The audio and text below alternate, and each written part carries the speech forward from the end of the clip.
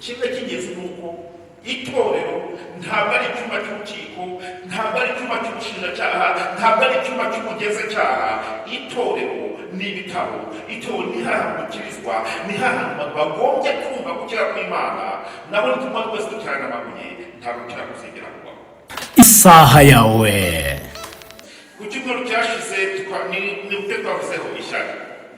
Twavuga ku ishyari, twatanye assignment, usanga benshi muri twe dufite ikibazo cy'ishyari, tukabikora mu buryo twibwira ngo ni bwiza, tukabikora mu buryo bw'uburondozi, tukabikora mu buryo butandukanye, ariko twavuga ku ishyari. So uyu munsi tugiye kuvuga ku kindi gishaka, ku yindi giant, ku kindi gishaka mu buzima bwacu, ibyo twita gucirana imanza, drop the stone.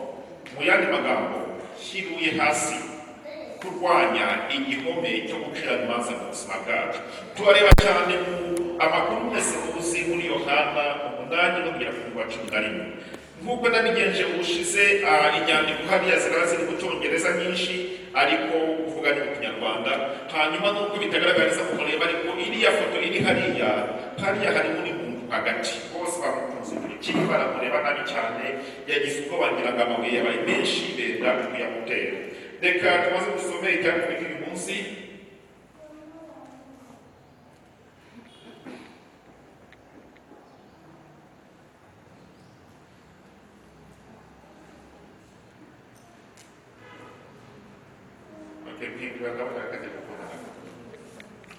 Mbere yuko nkomeza ndagira babwire ko inyigisho y'uyu munsi iri aduka cyangwa iri guturuka kimwe mu gitabo cyanjye cyenda gusohoka vuba aha ngaha cyitwa ngo Stone School, cyangwa ngo ninde utera ibuye undi, The Tragedy of Selective Morality. So iki gitabo muzakibona kirasohoka vuba cyane.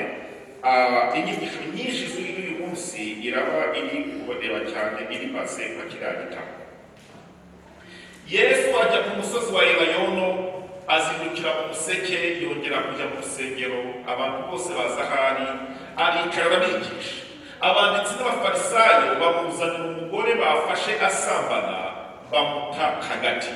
Baramubwira bati, mwigisha, uyu mugore bamufashe asambana, kandi Mose mu mategeko yadutegetse kwicisha amabuye abakoze batyo, none wowe uravuga iki? Ibyo babivugiye kumugerageza ngo babone uburyo bamurega, ariko Yesu arunama yandikisha urutoki hasi. Bakomeje kubaza, arunamuka arababwira ati, muri mwe udafite icyaha aba ari kubanza kumutera ibuye. Yongera kunama yandika hasi, nabo ngo babibone batyo ibyaha byabo birabarega. Basohoka urusorongo uhereye ku basaza ukageza uheruka. Hasigara Yesu wenyine na wa mugore wari uhagaze hagati. Yesu aramunamuka aramubaza ati, wa mugore we, abandi bakuregaga bari he? Utabamuciriyeho iteka? Ati, ntawe databuja. Yesu aramubwira ati, nanjye singuciraho iteka, genda ukongere gukora icyaha, ntugende ukongere gucumura. Mbere y'uko dukomeza, ndagira ngo dutangire muri gutekereza kuri ibi bibazo ngiye kubanza maze aha ngaha. Ikibazo cya mbere kiravuga ngo, iyo aza kuba ari njyewe wari uhagaze muri bariya bantu, nka kiriya kivunge cy'abantu ufite ibuye, ese nari kuritera? If I had been standing in that crowd with a stone in my hand, would I have thrown it? Iyo aza kuba ari njye mpagaze nka kiriya kivunge mfite biriya buye, ese nari kuritera cyangwa byari kugenda gute? Ikibazo cya kabiri, ese njyewe nita cyane ku kugaragaza ibyaha bya bagenzi banjye kuruta uko nita ku byaha biri mu mutima wanjye? Aba twabanye mu gitondo nababwiye ngo akenshi urane ku ruhande rwanjye iyo nigisha, ndabanza ndafata kandi ngategura icyigisho nkakiyapurika mu mutima wanjye, kuko simba kuza kwihana hano babwire byo kwigisha biransinze. Ndi kwibaza ikibazo, navuze ngo ni kangahe bijya bibaho, nkumva rwose ibyo undi yakoze nabishyira ku mugaragaro hariya ngo nkirengagiza ibirimo imbere muri njye. It happens so often. We know deep inside, turabizi imbere muri twe harimo byinshi bihishe, ariko ntabwo dushaka kureba kuri ibyo ngibyo, turashaka kugira gute kuvuga ibya bagenzi bacu. icya gatatu, ese iyo mfatiye umuntu mu cyaha, ese muzana kuri Yesu kugira ngo amukize cyangwa nshaka kumukosa no kumushyira mu kabande? Uragiye usanze mugenzi wawe umufatiye kujya usanze ari kubikora, ari gukora icyaha nk'uko uriya mugore byagenze, kuko tuza kubibona uriya mugore ntibamubeshyeraga, baramufashe, abahamya bari benshi, kuko ijambo ry'Imana bavuga ngo abahamya barenze 2 cyangwa 3 abo besitaburishinga ukuri nta kundi. Ni ukwibaza ngo mbese wowe iyo usanze mugenzi wawe ukamubona arimo akora icyaha, wirukira kumuzana kuri Kristo kugira ngo amukize, cyangwa ahubwo ushaka reka nanjye mukoze isoni, reka mvutse ngo babwiye u Rwanda bose bamenye icyaha? Ikibazo cya kane, ni inshuro zingahe njyewe na kimwe ndimuterabuye, njyewe na kimwe ndi umurezi, hanyuma nkibagirwa ko nanjye nkeneye agakiza? How often do I stand as an accuser, forgetting that I need grace? Ni inshuro zingahe rimwe na rimwe nisanze byanjye n'utugatana kabyagize gutyo byagenze gutya, ariko nkibagirwa ko nanjye nkeneye iki? Agakiza. Ikibazo gikurikiye kirabaza ngo Yesu aramubwira ngo utagira icyaha muri mwe namutere ibuye. Niko Yesu yavuze. Ese akimara kubivuga wari kuri mutera?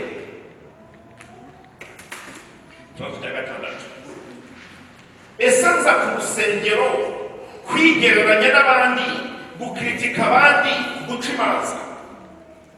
Ibyo twese byagiye bitubaho. Bitangaje ko n'uyu mwanya twicaye ahangaha harimo abantu bose bari hano bari guca imanza, bari gukritike, aricyo cyatujyanye mu rusengero. Ikibazo cya karindwi, aha ntangiye kujyaho cyane ngira ngo njye nawe tukwibaza, ese ni amabuye bwoko ki gifite? Amabuye yo kuzimura. Ku cyumweru gikurikira tuzaba turi kuvuga kuri giant of gossip. Niho tuzinjiramo cyane kurwanya igishaka cyo kuzimu, slaying the giant of gossip. Niko tuzaba turi kuvuga ku cyumweru gitaha. Murabizi yo kuzina kuri mu nsengero tukabivuga, nagira ngo mbikubwire mbimenye, nagira ngo nkwereke ibi bintu, nagira ngo mbigusobanurire, kandi byose bikorwa mu buryo bwo kuzimura. Iyo niyo twe tuzajyaho ku cyumweru gitaha. Ariko turibaza ngo mbese ni mabuye bwoko ki njye nawe tugifite mu ntoki? Kuzimura uburakari ndetse no kwigira umukiranutsi uruta abandi. Ikibazo gikurikiye, ese naba narigeze njugunya amabuye hasi maze nanjye nkagenda hakuriya bagiye, ncishijwe bugufi ndetse nkozwe n'isoni n'ibyaha byanjye, maze ngasobanukirwa ko nanjye nkeneye ubuntu bw'Imana? Has it ever happened to you? When you drop all the stones and you walk away, humbled, embarrassed, ashamed, realizing the need for mercy, realizing the need for grace. Okay, no, I'll be like this. Ukuri nuko twese uhereye kuri Steven hano n'abandi mwese muri aho ngaho, kereka wenda bakiranutse bimeze nka Kristo simbizi. Ukuri nuko twese twagiye dufata amabuye, ashobora kuba atari amabuye ari fizike afatika, ariko ashobora kuba ari amabuye y'amagambo acyaye, ibitekerezo bica imanza, ubwibone buteye ubwoba, guca imanza mu mitima. Ndetse kuko tubona abafarisayo muri Yohana 8, twese twagiye duhagarara twiteguye gutera amabuye, twiteguye kuyatera abanyabyaha bagenzi bacu, twirengagije ko natwe twakagombye guterwa amabuye.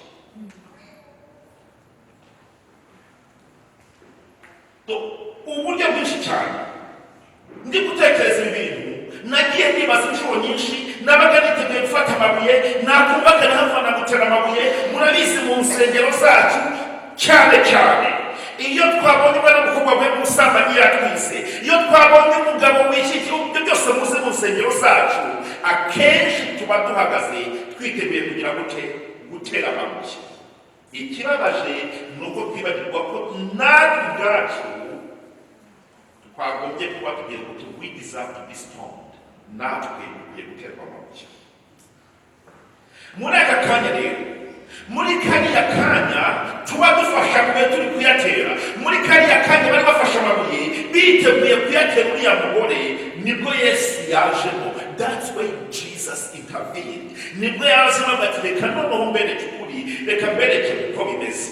Tumaze twitonda, ntabwo Yesu azavuye ngo atesheje agaciro icyaha cy'uriya mugore, kuko uriya mugore rwose yari yakoze icyaha.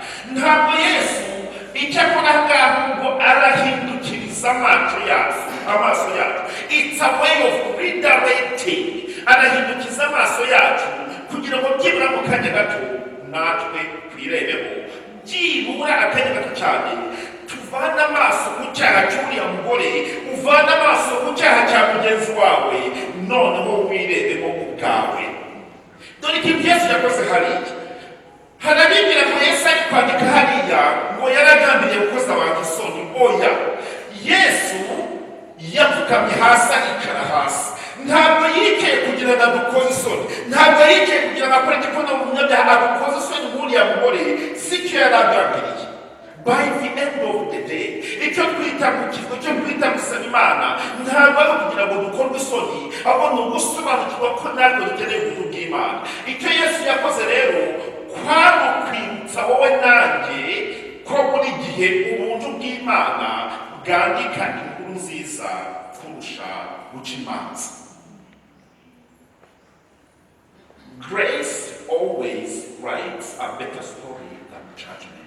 Ubuntu bwandika inkuru nziza, ubuntu bwandika amateka meza, ubuntu bwandika inkuru iryoshye inezereje kurusha uko guca imanza byandika inkuru. Ariko nujya kureba twese urasanga inshuro nyinshi twandika inkuru z'ubucamanza, twandika inkuru zo gusebanya, twandika inkuru zo kugaragaza ibyaha bya bagenzi bacu. Ariko uyu munsi Yesu arakubwira ngo grace always writes a better story than judgment. Imbabazi zandika amakuru meza kurusha guca imanza. Uyu munsi rero babwire, ntabwo turi hano gutera amabuye, uyu munsi turi hano kugira ngo tugashyire hasi. Today, you and me are here not to throw stones. We are here to drop the stones. And the question is, are you ready to drop your stones? Ikibazo ni iki? Mbese uriteguye gushyira amabuye hasi? Uyu munsi turi hano atari kugira ngo dufate amabuye tuyatere, turi hano kugira ngo dushyire amabuye hasi. Yesu arababwira, reka umwe muri mwe, uwo hagati muri mwe udafite icyaha abo uwa mbere kumuteruye. One by one they dropped their stones. Ngo noneho ngo umwe buri wese bagenda bashyira amabuye hasi. Uribaza ngo wagakora iki? Mu by'ukuri tuba tubona iki kintu, she was guilty. Rwose yari umunyabyaha, ntabwo tubihakana. But Jesus' grace was greater. Yari umunyabyaha, yari yakoze icyaha kigaragara, ariko ubuntu bw'Imana bwari burenze. Icyaha cye cyari kinini, icyaha cye cyari gikwiye gupfa, cyari gikwiye guhanishwa urupfu, nk'uko njye nawe twari dukwiye guhanishwa urupfu, ariko ubuntu bwe bwari burenze. So she was guilty, but his grace was greater. Aya niyo makuru tubona kuri uriya mugore, niyo makuru turi kubona muri Yohana 8. N'uyu munsi mu bintu ngiye kuvuga bikurikiye, nutagira ikintu utahana, byibura utahana interuro yonyine. Itorero ntabwo ari icyumba cy'urukiko, itorero ni ibitabo. Niba rero twese dukomeje guterana amabuye, ntabwo kirakuzigera kubaho. The church is not a courtroom, it is a hospital. There will be no healing when we are busy throwing stones. Ugiye kuri cyangwa mu gihe dutekereza akantu, hano mu rusengero aha turi, ntabwo ari urubanza, ntabwo ari urukiko, ntabwo twaje gushinjanya, ntabwo twaje guterana amabuye kubera ko mubwiza ukuri. Twese duhagaze aha ngaha ntabwo mudakwiye guterwa amabuye. Nge sinakubeshe ndakumye byatera menshi cyane, wenda wowe simbizi, ariko ubundi yibaza ntuyantera nawe wenda uzasiga ubwoko byatera, kuko ndaza kunjiramo kenshi kubaza ngo mbese iyo duterana amabuye mbese twiteguye natwe guterwa ayo mabuye biramutse twebwe duhagaze muri uriya mugore yarari. Kimwe cy'ingenzi ni uko itorero ntabwo ari icyuma cy'urukiko, ntabwo ari icyuma cy'ubushinjacyaha, ntabwo ari icyuma cy'umugenzacyaha. Itorero ni ibitabo, itorero ni hahantu gukirizwa, ni hahantu abantu bagombye kumva gukira kw'Imana. Nabo nituma twese duterana amabuye ntabwo gukira kuzigera kubaho.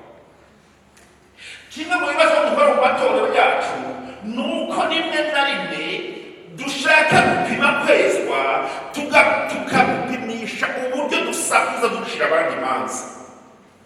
Wibwira ko nusakuza cyane ucira abandi imanza aribwo bizagaragara ko ukiranutse, ariko si ijambo ry'Imana ritwereka uburyo bwiza twagombye gupima kwezwa ni ukupima tugira umwete wo kwireba ku bwacu, ni ukupima tugira umwete wo kwemera ko natwe twakagombye guterwa amabuye. Nibwo buryo twagombye gupimamo gukiranuka. Inkuru y'uriya mugore wafashwe asambana ntabwo ari inkuru yo kubabarira icyaha, ahubwo ni inkuru yo kuza ituma rimwe na rimwe iratwexposa, bikatwereka uburyo ahubwo twebwe birangira dufokasiza ku byaha by'abandi aho kugira ngo turebe ku byaha byacu bwite. Nicyo tubona cyane kiriho kuba muri bariya bafarisayo. Reka turebe kuri y'uriya mugore. Uyu mugore yaje ashyirwa mu by'ukuri kurunga abagabo bose muri trade, ashaka agomba gukura isoni, arahagaze arumiwe ku mugaragaro. Sinzi niba mwana bibonye ibyo turi gukora mu rusengero. Ndibuka igihe kimwe kuri paruwasi Rusizi ya Nyakabwende, nari mpagaze mu rusengero, bafata umwana w'umukobwa w'umunyokuru ubukwe bamushyira hariya imbere, arihana yakoze icyaha cy'ubusambanyi, bari bagiye gushyingirwa. Ndabyibuka neza nabigize aho hantu.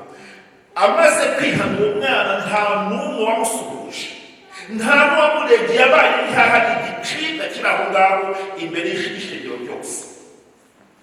Ndavuga ngo biteye ubwoba, turihuta gutera amabuye, turihuta gukora isoni, ariko inkuru uyu mugore tubona bo bashakaza gukora isoni.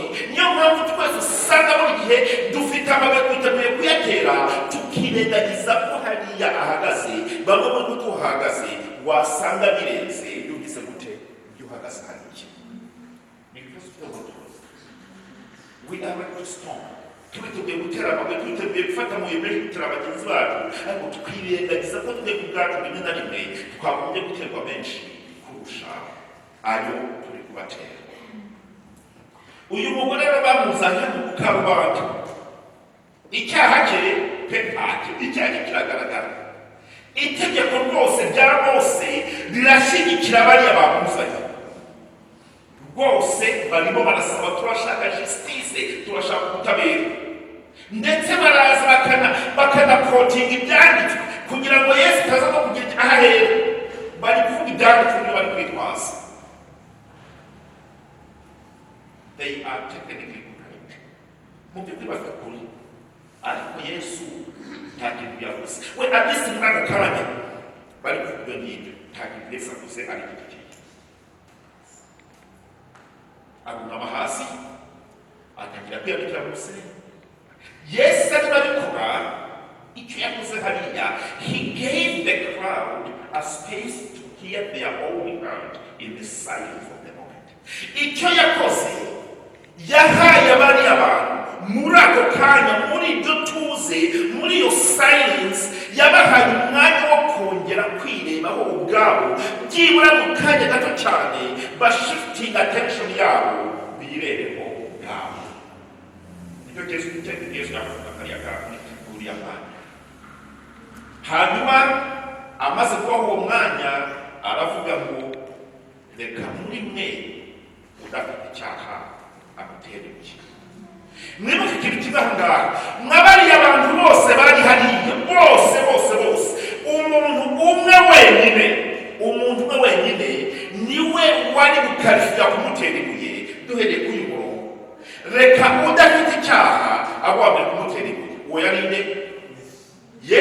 wenyine niwe wari ufite ubushobozi n'uburenganzira bwo ijambo ry'Imana ryo kumutera ibuye.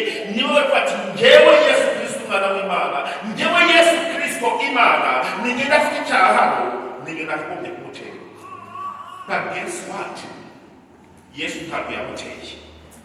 Ariko twebwe mu gihe Yesu atagira icyaha adatinyuka agatera ibuye abo turi kurega, ariko twebwe twuzuye amabuye menshi cyane yo gutera bagenzi bacu. Nuko ngo umwe umwe baratangira baragenda. Reka twumvikane hano, kugenda kwabo si ukubera ko amategeko ahindutse. Oya, amategeko rwose yavuga ukuri, uriya mugore yakoze icyaha. Ntabwo bari kugira ko amategeko yahindutse, yewe ntabwo bari kugenda kubera ko icyaha cy'icyahanagurwa. Mwibuke ko banagiye Yesu atagira gute ataramubabarira, kandi mwibuke ko n'ubundi ntibari kwemera ko Yesu ababarira ibyaha yemewe, nta n'ubwo bari kubyemera, ariko bose batangira kugenda. Nta n'ubwo bagiye kubera ko uriya mugore yagize gute yihannye, nta gikorwa Yesu arakora hariya, bose batangiye kugenda. Yewe nta n'ubwo bagiye kubera ko Yesu yamubabariye, byose byari bitaraba, baratangira kugira gute, baratangira kugenda. Bagiye kubera ko mu cyongereza kano, because their self-righteousness that brought her into public square couldn't survive the weight of their own right, of their own affection. Murebe ifoto nakoresheje hano y'icyati. Batangiye kugenda, batangiye gusobanukirwa ko ubwibone bwabo bwo mu mutima, gukiranuka gushingiye ku mirimo kwabo, batangiye kubona kudashobora gupimwa, batangiye kwireba, batangiye gusobanukirwa abo bariho. Bamwe muri twe tugeze ku rwego rwo gusobanukirwa kamere yacu, rwo gusobanukirwa ibyabo zibura muri twe, byo gusobanukirwa uburiganya, ubujura, ubusamo n'ibindi byinshi cyane mu mitima yacu, tukakira neza kamere yacu. Si bimwe twatinyuka gutera amabuye. Dore nabo niko byagenze.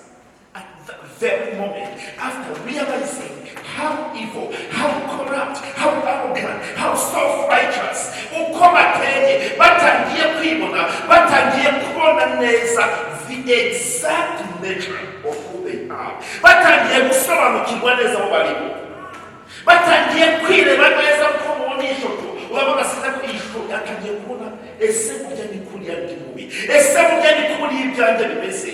Bose bagira gute, bose baragenda. Ntabwo bagiye kubera ko yababariwe, ntabwo bagiye kubera ko icyaha cyavuyemo, ntabwo bagiye kubera ko Yesu yahimuye amategeko.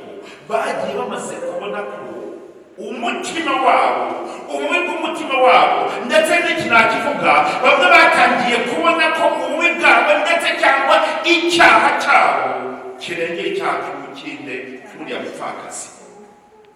Ntabwo biri bitubwiraho, ariko ntibigutangaza ko wenda n'uwasambanaga n'uriya mugore nawe yaragize gute, yararimo muri bariya. So batangira kubona ko uburyarya bwabo, uburiganya bwabo butangira kujya ku mugaragaro, bose baragenda. Reka rero twakire realite yo guca imanza. Let's face it, twakire ukuri muri kamere yacu yo guca imanza. Ugasanga narimo mvuga mu gitondo ngo tumeze nk'aho mu nsengero dufite the police of sin, dufite abapolisi bo gucunga ibyaha, dufite abapolisi bo bameze nk'akazi kabo ni ukugenda bacunga icyaha. Uriya ameze gutya, uriya ameze gutya, uriya ni indaya, uriya ni umusinzi, uriya ni icyo, ukagira n'akazi ke. Ni umupolisi mu rusengero ko gucunga abanyabyaha. Ikibazo ni iki ngiki: niba niteguye gutera amabuye, ese niteguye muri ubwo buryo ko nanjye baramutse bayateye nayemera? If I am so ready to cast the storms, am I just as ready to be hit by them if they are directed my way? Uko niteguye gutera amabuye, uko mfata abanyakira bagenzi banjye, uko ncira bagenzi banjye imanza, uko ngenda mbakwiza hirya no hino, uko ngenda mbavuga, iyo detaye nzayinjiramo cyane ku cyumweru turi kuvuga kuri giant ya bosi, turi kuvuga ku byo kuzibura. Ariko niteguye niteguye nanjye kwakira ayo mabuye. Aramutse ngira kuyatera, niteguye kuyaterwa. Ese niteguye kureka ukuri kugira ngo gushyire ku mugaragaro, kugira ngo gutangaze amahitamo yanjye, amarari yanjye, kuzibura kwanjye, ubugugu bwanjye, ubwibone bwanjye, uburiganya bwanjye. Ese niteguye noneho uko bafashe uriya mugore bakamutumisha kuri ku ijambo ry'Imana, ese nanjye niteguye kugira ngo nanjye njye gukabanga? Are you as ready? Uriteguye nk'uko utera amabuye, witeguye nawe kuyatera?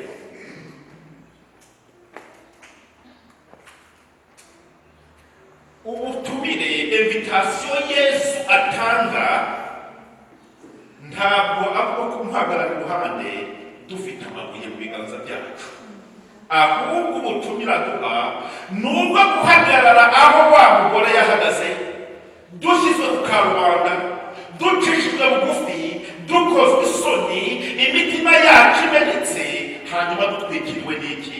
N'ubuntu bwe. That's the invitation. It's not to stand by Jesus holding stones, ready to stone someone, but we are invited to stand the same position where the woman was standing, humbled, ashamed, embarrassed at my evil thinking, at what I do. Hanyuma nkabona ko nanjye nkeneye ubuntu bw'Imana. Yohana umunani wo buriya ntabwo mu by'ukuri tubwira ubwo Yesu yagombye gucira urubanza. Iriya nkuru ni ikibazo kibaza ngo mbese niteguye kumureka ahubwo akanyereka impamvu we adaca imanza? Am I ready to let him show me why he would not stone? Nicyo kirakanzwe, nicyo kitubwira. We must remember that. Tugomba kwibuka iki kintu ko Imana ntabwo ihabwa icyubahiro no gukiranuka kwacu tugenda dutunga ku byaha bya bagenzi bacu, ahubwo Imana ihabwa icyubahiro no kwihana kwacu. God is not glorified by your perfectionism. God is glorified by repentance. Ntabwo Imana yo mu ijuru ihabwa icyubahiro no kujya hariya ugaragaza ko umukiranutsi, ugaragaza ko witeguye gutera amabuye. Imana inejejwe no guca bugufi, ukihana, ukavuga ati Uwiteka we sinkwiriye, Uwiteka we nanjye nkeneye ubuntu bwawe. Reka ntangire njye muri application y'uyu munsi, twibaze ngo mbese ni gute noneho dushobora kurwanya kiriya kisheya, ni gute dushobora kurwanya iki gishaka mu buzima bwacu? Icya mbere, ibuka amakuru yawe. Remember your own story. Bamwe muri twe turahangaha twaciye muri byinshi, mwaciye muri byinshi, rimwe na rimwe tunashaka kumenyekana hanze hariya. Iyo witeguye gutera ibuye, subira inyuma wirebe, wibaze ngo njyewe ndamutse mpagaze hariya naterwa amabuye angahe? Ntabwo Yesu yigeze mu by'ukuri avuga ngo icyaha si icyaha, ahubwo icyo yakoze yashyize ku mugaragaro uburiganya bwacu. So he did not excuse sin, he wanted to expose hypocrisy in our hearts. Yashaka gushyira ku mugaragaro uburiganya, uburyarya buri mu mitima yacu, uburyarya buri mu mabare y'Abafarisayo. Mfite ubwoba ko muri iyi minsi ya none, kuko nimwibuke bari Abafarisayo bazanye uriya mugore, twabagirira n'ibitabo by'uyu munsi, ni bamwe bavuga ko bemera Imana, ni bamwe bavuga ko basenga, n'ibyo dusanga mu matorero, n'ibindi uyu munsi wa none hano iwacu turabihasanga, hirya ku nzira turabihasanga, ugasanga icyacu buri gihe ni ukugerageza gushyira ku mugaragaro, kwexpose abandi, gutera amabuye abandi, kuko nabitse tukirengagiza ko natwe twagombye guterwa amabuye ndetse arenzeho. Mu buryo bumwe cyangwa ubundi, wowe nanjye twakoze ikintu kigomba guterwa amabuye. Mbere y'uko rero ujya kwandika igice, ujya gutangira gucira urubanza chapitre ya mugenzi wawe, ibuka ko nawe ukwiye guterwa amabuye. Abaroma 23 bavuga ngo bose bakoze ibyaha, twese twaracumuye, twese turi abanyabyaha, ntabwo dukwiriye kwegera ubwiza bw'Imana, nta n'umwe uri gukwiye kugera ku gukiranuka kw'Imana. Ikindi rero tugomba kumenya, reka tuyoborane imbabazi n'impuhwe, tutayoboranishije kwishyira hejuru, gukiranuka kuregera abandi. Mu Cyongereza byo murabyumva neza cyane. We lead with compassion and mercy, not with moral superiority. Nk'uko nabivuze mwibuke, Yesu wenyine mu bari hariya niwe wakarifiyaga wenyine guterura uriya mugore we, niwe wenyine wari ushoboye. Ariko we wenyine bakagombye kuri gutera, ntabwo yari guteye, ahubwo yagize imbabazi, yagize impuhwe. Niyo mpamvu natagiye babwira ngo ubuntu n'imbabazi byandika igitabo cyiza, byandika inkuru iryoshye kurusha urubanza. Yesu wenyine niwe washoboraga guterura wa mugore we, ariko yahisemo imbabazi. Yesu aramubwira ngo nanjye rero siguciriyeho iteka, genda ntukongere gukora icyaha. Niwe wenyine washobora kumutera ibuye. Ese twagerageje tukayoborana imbabazi? Ese niba uri n'umukiranutsi kurusha mugenzi wawe, wagerageje tukayoborana imbabazi? Yesu we n'umunsi wabaye umukiranutsi kumurusha, Yesu we n'umukiranutsi sinless, nta cyaha, ariko ntiyamutera ibuye. Avuga ngo nanjye ubwanjye, nanjye w'umukiranutsi, nanjye udafite icyaha, ntabwo ndi bugucireho iteka, ntabwo ndi bugutera ibuye, genda ntukongere gukora icyaha. Ikibazo ugiye kubaza, ese iyo abantu baguye, iyo usize bageze bari mu byaha, ese utora amabuye cyangwa ubaramba mu kiganza? No. When you find your friend, they fall into sin, do you go and extend your hand and pick him up?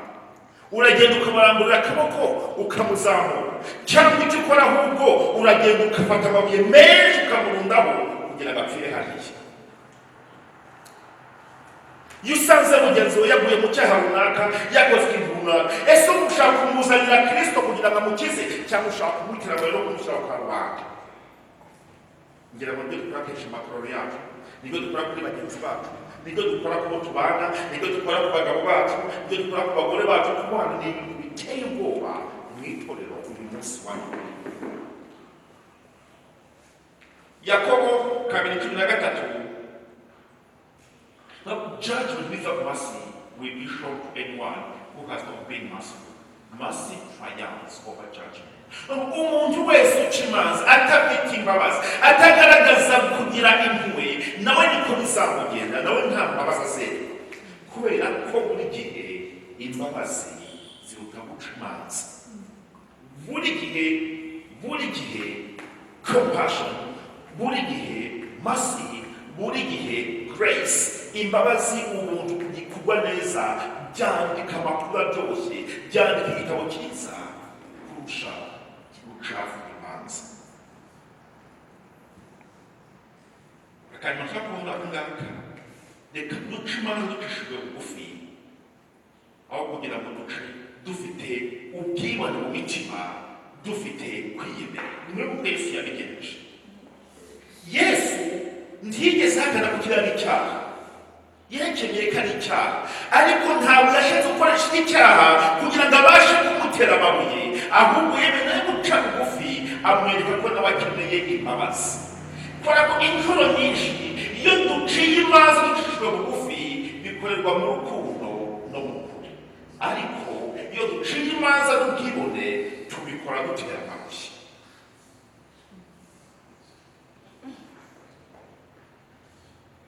Matayo 7:5 batubwira ngo umuntu wese muzi mbere yuko ujya gukura gutokora akantu agatotsi, akantu gato kari mu jisho rya mugenzi wawe, banza ujye mu bwoko uri mu jisho ryawe.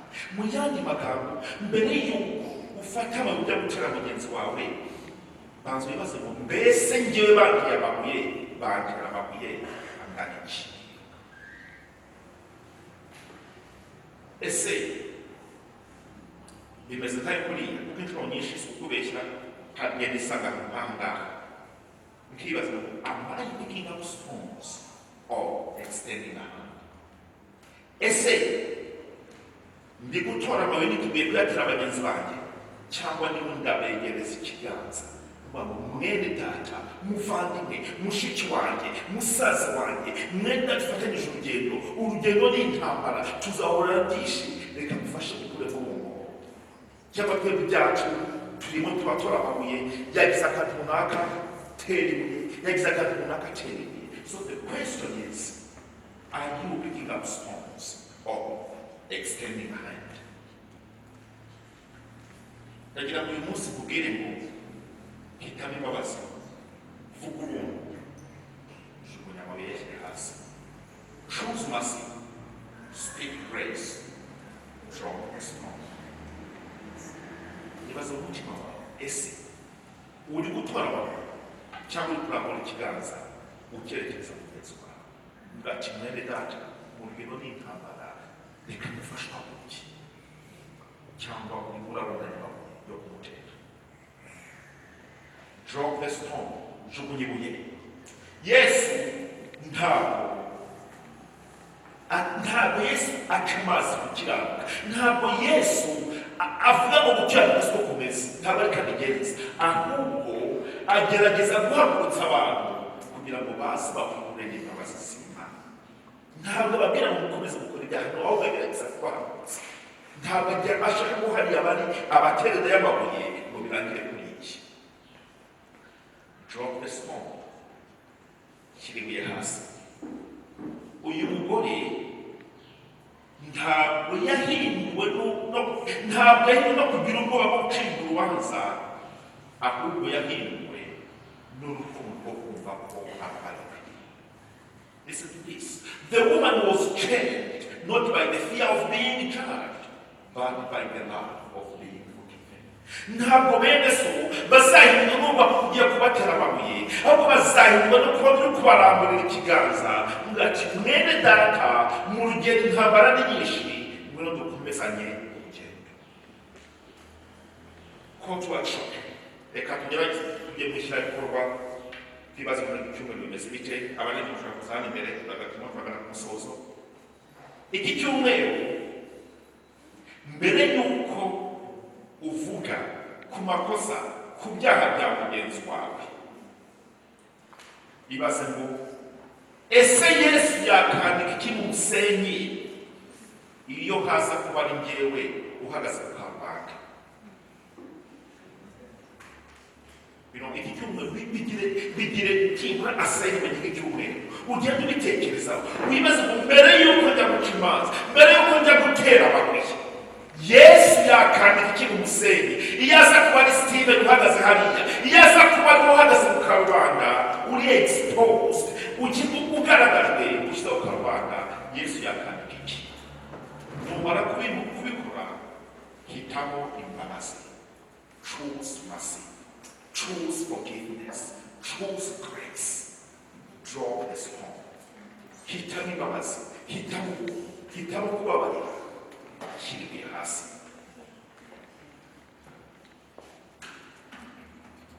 Challenge for the week. Dore rero icyo tugiye twese kwicanira muri iki cyumweru, iki nicyo twita the mirror mercy, ikirahure cyo kwireberaho. Nzibaza iki kibazo nintangira kuba gucira abantu manza, nzibaza iki kibazo kuko nugera kuri urwo rwego rwo kwisubiramo, uzireba usange ndetse ntabwo ubona iyi foto, uzireba usange amateka yawe ararenze, usange ibyawe ni bibi kurusha iby'uri uhagaze hariya ku karubanda. Dore ikibazo genda tuzibaza, uzareba muri mirwari hanyuma utekereze ngo ko nawe ukeneye ubuntu bw'Imana, hanyuma wibaze ngo would I be ready to be hit by the stones if it were me standing exposed? Ese nditeguye iyo aza kuba ari njyewe ku karubanda, naba niteguye nanjye guterwa ayo mabuye? That's the miracle. Kila kibabazi. Suri nyuma wirebe. Ubwo uri kwitabira gutera abagenzi b'ababuye. Ese aramutse ari wowe. Uhagaze imbere y'itaniro ryose, bari gutera amabuye ngo wasambanye, turi gutera amabuye ngo wibye, turi gutera amabuye ngo wakoze kandi nibyo wagikoze.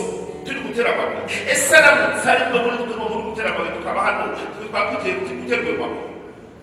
Dore ikibazo ni iki. Twatwiteguye kuyatera abagenzi bacu, ariko twebwe tutiteguye kuyatera. Sengera umuntu umaze iminsi ucira urubanza, usaba Imana kubaho. Mutwisabe kubashyira ku rugamba. Abantu benshi cyane usanga rimwe tukanasenga gutyo ngo Imana ishyira abantu mu karubanda. Ntabwo Uwiteka Imana yo mu ijuru, ntabwo Yesu aza ngo dufatanye amabuye ngo dukoze abantu isoni. Yesu arashaka uhagararane hamwe nawe, uhagaze nk'aho uriya mugore yari ari, ucishijwe bugufi, uri kuvuga ngo Yesu we nanjye ndi mu bwawe. Ntabwo Yesu aguhamagara ushigitse amenyo ufashe amabuye witeguye kuvuga ngo Yesu we wamushyire ku mugaragara. Ntabwo ari ibyo ngibyo Yesu ashaka.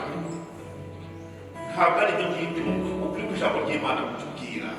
Nuko rero sengera bene so uvuga ati wa muntu acira urubanza, reka ne kumugira urubanza kugira ngo ajye ku karubanda, ahubwo umusengere kugira ngo ahinduke.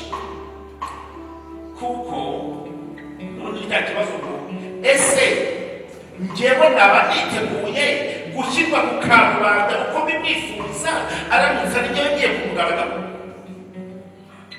So that's the whole idea. Njyewe naba niteguye uko najyaga nifuza mu expose, uko najyaga nifuza gushyira ku karubanda, uko najyaga nifuza mu burangazi gushyira ahagaragara hose bakubona. Ese aramutse ari njyewe nakumva nishimiye kuba hariya nifuza kumushyira. Buri munsi w'iki cyumweru ibaza ikibazo ubundi ndakomeje ngarukaho. Am I picking up stones or extending a hand? Ese ndimo ndabundabunda amabuye? Ese ndimo ndashyira amabuye hamwe gutera abagenzi banjye? Cyangwa ndimo ndatanga ikiganza? Ndimo ndakubwira ngo mwene data ndimo dufatanye urugendo, mwene data niho dukomezanye mu nzira, kuko urugendo ruragoye. Nongeye kwisubiramo kandi ngo hitamo imbabazi, vuga ubumwe, shyira amabuye hasi. Choose mercy, speak grace, drop the stone. Mbere yuko dusenga rero, twaza gusengera hamwe twese iri sengesho ryo kujugunya amabuye. It's a prayer to drop stones. Nisikurwe tuba gusengera ryo kujugunya amabuye, reka duhaguruke, bareke bagiye kuririmba, hanyuma agace gato cyane bituma twese tubasengera dasengera. Irete umutagira umayo Izabuziri enge mukuzi wanje Uhora wuzuye urukundo ugira neza ibiganza kukubatira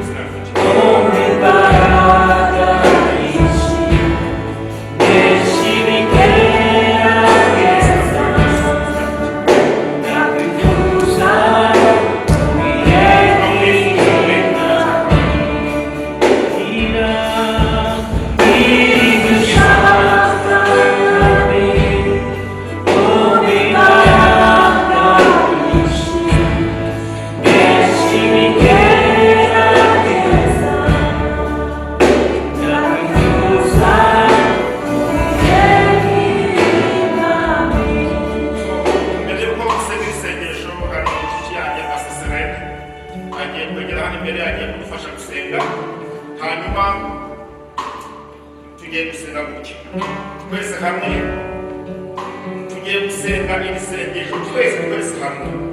Hanyuma nitumara kubisenga, ndasaba Serene arasenga yinginga Imana, yingingira twese benshi twagiranye amabuye bamwe hano amabuye turayafite ariko n'ubu tubibaza ngo mbese twiteguye kuvuga imbabazi, twiteguye kuvuga twiteguye gushyira amabuye hasi. Are you ready to speak mercy? Are you ready to speak grace? Are you ready to drop the stone? Tugiye gusenga isengesho twese, hanyuma niturangiza utekereza mu mutima wawe, nta muntu ubahamagare hano imbere, kuko ngira ngo twese turahangaha twateye amabuye, cyangwa bamwe turacyayatera, cyangwa abandi n'uyu mwanya amabuye turacyafite mu buryo butandukanye. Nitumara gusenga isengesho hazara kuza sengera twese hamwe, hanyuma twavuga amagambo y'umugisha dusoza iteraniro. Twese abo dusenge aya magambo tureba hariya. Mwami Yesu, umbabarire igihe cyose naciriye abandi imanza bivuye mu bwibone bwanjye, mu bwoba cyangwa mu kutamenya. Ndatuye aho nafashe amabuye bucece, rimwe na rimwe mu kuvuga nibagiwe inshuro wanyeretse imbabazi zawe, n'inshuro nari nkwiye amabuye. Nyoroshya umutima, mfungura amaso, kandi nyigishe gukunda nk'uko wakunze. Mfasha kutabona abantu nk'ikibazo cyo gukemura, ahubwo ntabwo zo kugarura. Uyu munsi nshyize amabuye hasi, nisemi neza mu izina ryawe Yesu. Amen. Turagusenga Imana, turagushimye Mana nziza, Data mwiza uri mu ijuru, tuje imbere y'ubwiza bwawe, duciye bugufi twebwe. Ijambo ryawe rikoze ku mitima yacu, ijambo ryawe ritugezeho, riraje riratuyunguruye twebwe ubwacu, kuko twagaragaye twarateye amabuye menshi. Ntabwo twigeze twirebaho, ntabwo twigeze tureba intege nke zacu, ariko uyu mwanya tuzanye intege nke zacu mu buryo bwose Mana, tuzanye intege nke zacu, tuje ubwacu twireba. Twamaze igihe kinini haba mu rusengero, haba hanze, haba mu miryango, haba aho dukorera, turi kureba abandi, tureba amakosa yabo, tureba ibyaha bakoze, ndetse ntitwasibye no kubashyira hanze. Twarabavuze, twaracumuye, twashimishijwe n'ibyaha by'abandi, ariko ijambo ryawe uyu munsi Mana yacu ritweretse yuko twebwe ubwacu dukwiriye kudatera amabuye abakoze ibyaha, kuko ni wowe rugero rwiza. Duciye bugufi uyu mwanya, ndasengera abamama, ndasengera abapapa, ndasengera urubyiruko, abasore n'abakobwa, buri muntu wese wisubiyemo mu mutima we, akireba agasanga ntabwo yahagaze uko bikwiriye, agasanga ntabwo yagize umutima w'impuhwe. Mbega ukuntu wari ufite umutima w'impuhwe! Nyamara abafarisayo bitwaga ko ari abakozi b'Imana, bitwaga ko ari abantu bagakwiriye kwita kuri uriya mugore, bagahisha ubwamburere, nibo ba mbere baje kumurega, nibo ba mbere bamushyize hanze. Mbega ukuntu twaciriye urubanza abantu, mbega ukuntu abantu twabajugunyeho amabuye menshi. Uyu munsi duciye bugufi Mwana, kubw'ijambo ryawe duciye bugufi. Tubabarire, tubabarire Mwana, tubabarire Mwana, tubabarire Mwana, tubabarire Mwana, tubabarire Mwana, tubabarire Mwana, aho tutagiriye impuhwe, abo tubona ko ari abanyantege nkeya muri twebwe, nyamara twebwe Mwami uturebye watubona n'ibyaha byinshi. Twe twababonye nk'ababi, twafashe agahinda kacu, twafashe imibabaro yacu, turagenda tubishyira, frustration zacu zose tuzishyira ku bandi, imanza zose tuzicira abandi twiyibagiwe. Ariko ijambo ry'uyu munsi ritweretse ko dukwiriye kureba muri iriya miriwari. That is the mirror we have to look into, tukabasha natwe ubwacu kwigenzura. Uyu munsi uturebye ukadushyira muri miriwari, twasanga dukiranirwa cyane. Duciye bugufi rero Mwana, tugirira imbabazi. Uyu munsi ntitugende uko twaje, uyu munsi tugize umugisha kubw'ijambo ryawe, kubw'umugaragu wawe, umukozi wawe yatubwiye, ndetse umwuka wera yamuhumekeyemo kugira ngo atwigishe. Ntidutahe uko twaje, ahubwo reka iki cyumweru kigiye kuza Mwana, tugende twitekerezaho, tugende twitekerezaho, tugende turebe amabuye twagiye tujugunya ku bantu, kandi uko tuyareba ariko tuyareka. we have to let it go, tukabireka bikagenda bikava imbere yacu mwami wacu Yesu, ahubwo tukuzura umuntu n'imbabazi. Nibwo itorero ryawe rizazukira muri twebwe, nibwo abantu bazabasha kudukunda bakatwegera. Igihe cyose twaba duca imanza abantu baradutinya, abantu baba kure yacu, ariko iyo tugize umutima w'imbabazi n'ubuntu abantu batubona mu bwiza bwawe mwami. Turagushimye kuko ijambo ryawe ryiza rigeze ku mitima yacu. Tugushimiye ko utubabariye, tugushimiye ko dutashye mwami twejejwe, tugushimiye ko dutashye mwami duhindutse, tugushimiye ko dutashye uyu mwanya dufashe ingamba nshyashya zo kugira ngo twitware nk'uko bikwiriye. Iminwa yacu ariyo kuvuga ibintu byiza, atariyo kwirirwa dukriticizinga abandi bantu, atariyo kwirirwa duca imanza, atariyo kwirirwa turoha amabuye atandukanye ku bantu batandukanye, ahubwo twireba ubwacu. Tugushimiye amagambo meza, tugushimiye iki cyumweru cyiza uduhaye, tugushimiye ibyo kurya by'ubugingo uduhaye.